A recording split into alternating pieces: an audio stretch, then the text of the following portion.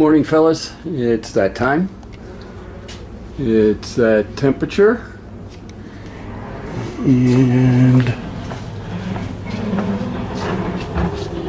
we have a John Kerry day going on out here, and neighbors are cleaning out the garage behind me, as you can see. HO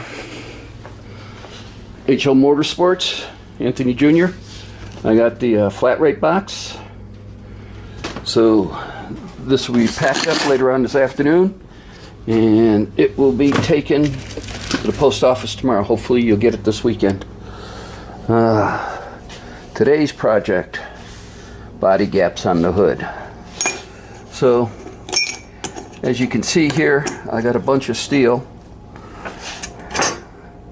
1/8 inch by 1/2 inch wide, 1/8 inch by 3/4 inch wide, and then some 1/8 inch by, turn this around so we can see it, 1/8 inch by 2 by 36.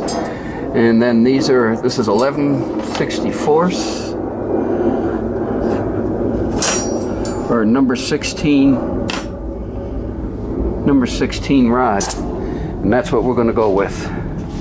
As you can see, I wanted to do a 10-30 seconds. Was it 10? No, 5-30 seconds.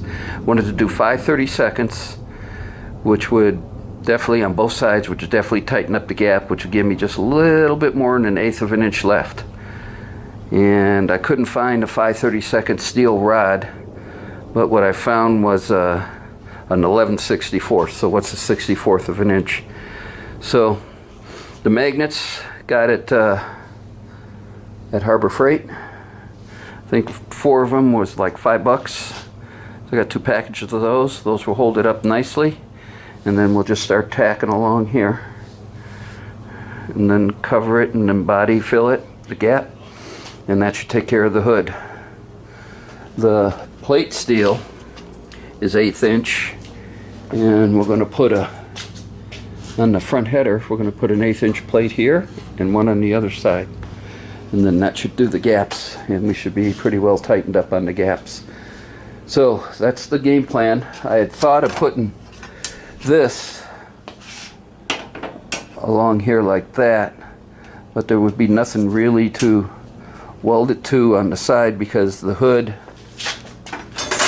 I don't know, I got the rag on here so the granddaughter doesn't run into it.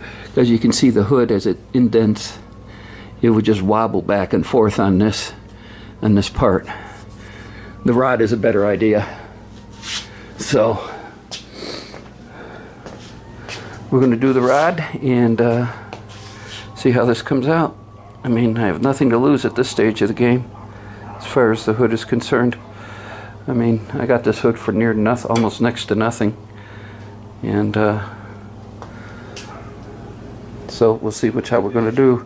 Take this back off, grind off, get it down to bare metal, and break out the welder out of its little hiding place, and get to it.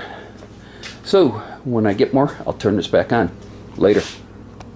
Hey fellas, this is going to be slow. You got to tack, and you got to let it really cool down, and then tack again and let it cool down.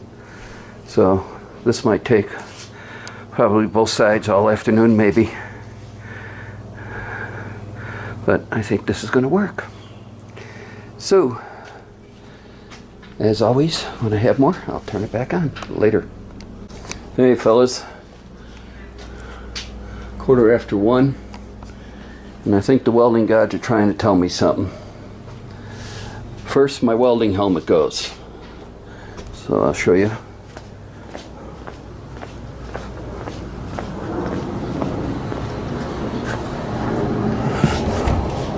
The old one is right there. Went and got a new one.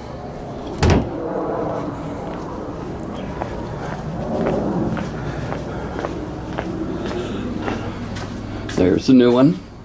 Then I get back home, I start welding, and I run our welding wire. I thought I had an extra roll up there. I don't. So I can see, I know what they're trying to tell me, so I'm going to quit for today, because I could read the handwriting on the wall. So we're just going to quit and probably pick this up next weekend. this is the way the welding gods want to treat me, then I fully understand it. Still got a couple more tacks to put down here before we're all said and done on this.